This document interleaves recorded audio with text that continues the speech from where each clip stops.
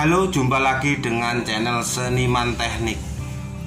Kali ini saya akan membahas tentang cara pemasangan perklep. Nah, khususnya perklep Jepang. Bagaimana sih cara masang yang benar? Berapa sih tekanan yang ideal untuk perklep tersebut? Biar kita nggak bingung dan tidak main kira-kira. Biasanya kalau kita memasang perklep, kita kan kasih ganjel. Oh, kayaknya terlalu keras, kita tekan. Oh, kayaknya terlalu lembek, kita tambahi ganjel. Tetapi kita tidak tahu pedoman pastinya berapa, tekanan idealnya itu berapa. Nah, kali ini saya akan berbagi pengalaman tentang menentukan tekanan ideal dari pemasangan perklep Jepang. Saat ini saya membahas cara pemasangan perklep Jepang. Jadi pemasangan per ini yang ideal itu berada di angka 4 sampai 5 mm tekanannya ini. 4 sampai 5 mm. Jadi bagaimana agar perklep ini bisa tertekan 4 mm? Yuk langsung aja simak. Nah, saat klep itu bekerja, saat klep itu dipasang, saat perklep dipasang, maka pasti ada penekannya atau penguncinya, yaitu retainer. Retainer ini memiliki berbagai ukuran. Kebetulan yang saya jadikan contoh ini adalah retainer smash. Ini retainer Jet1, sama kayak smash.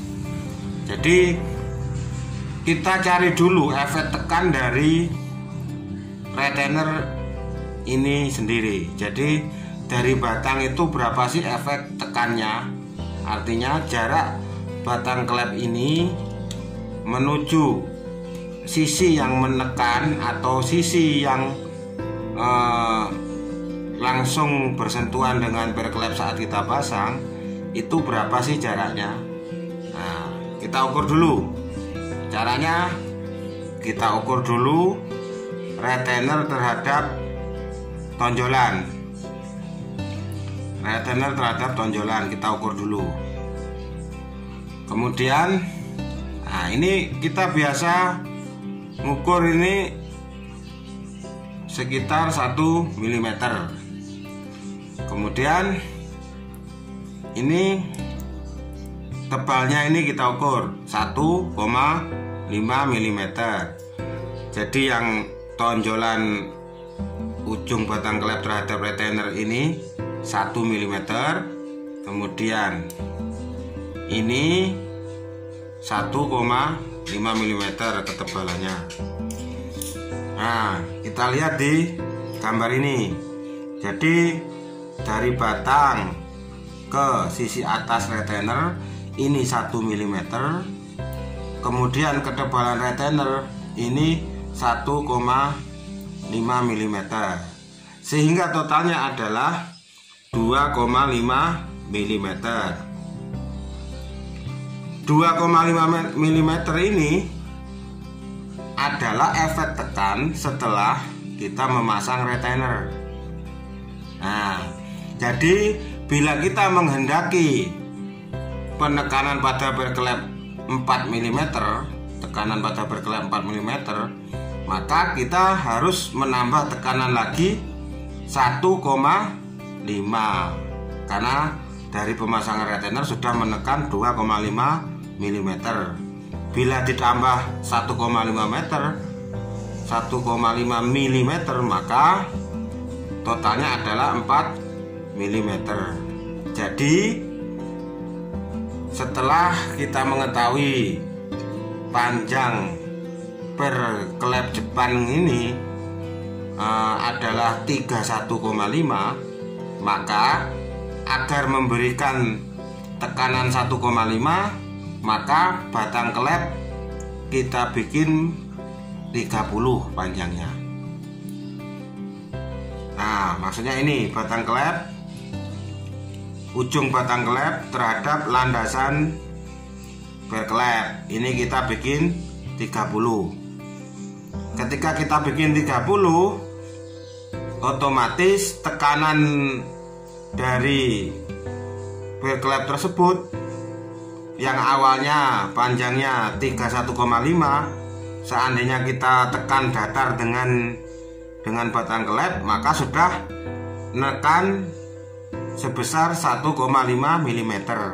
Kemudian ditambah lagi penekanan dari pemasangan retainer, yaitu 2,5 mm. Sehingga tekanan total terhadap per ini apabila dipasang menggunakan retainer, maka totalnya adalah 4 mm. Itu jika dipasang pada batang klep yang panjangnya 30 mm. Dan apabila kita menginginkan tekanannya lebih dari 4 mili, biasanya sampai 5 mili. Kalau saya memakai 4 sampai 5 mili. Nah, untuk mendapatkan tekanan 5 mili, maka kita jadikan atau kita bikin batang klep terhadap retainer itu tingginya atau panjangnya 29 mm. Jadi intinya pada berklep Jepang itu idealnya tekanannya 4 sampai 5 mm. Untuk menghasilkan tekanan 4 sampai 5 mm tersebut, kita harus membuat batang ini tingginya 30 mm. Karena dengan memasang 30 mm ini akan menekan per klep 1,5 mm karena panjangnya per klep ini 31,5. Ditambah lagi penekanan pada retainer, yaitu 2,5 mm. Jadi total tekanan yang diterima per ini adalah 4 mm. Silahkan dikombinasi mau bikin 4 atau 5 mm, tergantung limit yang kalian tentukan. Semakin tinggi limit, kita bikin semakin keras. Biasanya saya memakai panjang 29 ini kalau motor limiternya minimal 14.000. Jadi 14.000 ke atas, 14.000, 14,5 itu pakai 29. Tapi kalau motor limiternya di bawah 14.000, batang 30 itu nggak masalah karena efek tekannya sudah 4 mm. Nah, bagaimana untuk menentukan atau membuat agar tonjolan batang klep ini bisa pas di 30 atau 29? Nah, caranya dengan memainkan ganjal. Nanti kita bisa tambah ganjal di sini. Kalau masih lebih dari 30 kita ganjal lagi. Nah, mau dibikin berapa tinggal nambah ganjal. Nah, atau misalkan begini, oh ternyata 28 dari landasan. Nah, berarti kan terlalu nekan. Nah, kalau terlalu nekan ya paling enggak landasannya dibubut lagi. Nah, memang harus begitu modifikasi. Atau misalkan liftnya nggak terlalu tinggi, dengan tekanan 28 mungkin berklep nggak mentok, ya nggak apa-apa. cuman menurut saya terlalu keras. Tinggal melihat situasi, apa dibubut lagi landasan berklepnya kalau batangnya kependekan, atau nekat memakai 28 asal tidak mentok saat cam membuka penuh, nggak masalah. Jadi begitu ya solusinya. Kalau kepanjangan lebih dari 30 kita tambah ring. Kalau ternyata kurang dari 29 terlalu pendek, kita bubut lagi landasannya. Oke, kira-kira sudah ngerti lah ya. Kemudian bagaimana sih pemasangan untuk berklep Swedia? Berklep Swedia ini memiliki ulir yang sama. Nah, jumlah ulirnya sama-sama 5, tetapi panjangnya berbeda. Ini nggak masalah, kita samakan aja ini dengan berklep Jepang karena jumlah ulirnya sama, sehingga walaupun kita pasang dengan panjang batang 30 atau 29 masih aman-aman saja, tidak akan mentok karena jumlah ulirnya cuma 5, sama kayak Jepang. Oke, lalu bagaimana pemasangannya dengan berklep smash? Berklep smash ini sebenarnya berklep standar bawaan motor, cuman berklep smash ini kalau dilihat dan dibandingkan dengan berklep motor bebek lainnya, inilah yang paling bagus. Ini cocok untuk korek-korek ringan dengan papas cam yang nggak terlalu tinggi misalkan. Nah, bagaimana untuk menentukan tekanan terhadap berklep smash ini? Ini tekanannya sekuat-kuatnya supaya ini keras, tapi jangan sampai mentok. Jika mentok dikurangi lagi ringnya, kurangi setengah mili. Terus dicoba, misalkan masih mentok, kurangi lagi sampai nggak mentok. Nah, begitulah kira-kira yang bisa saya berikan, berbagi pengalaman saya mengenai cara memasang berklep dengan tekanan yang benar, tekanan yang ideal, sehingga kita nggak kira-kira lagi.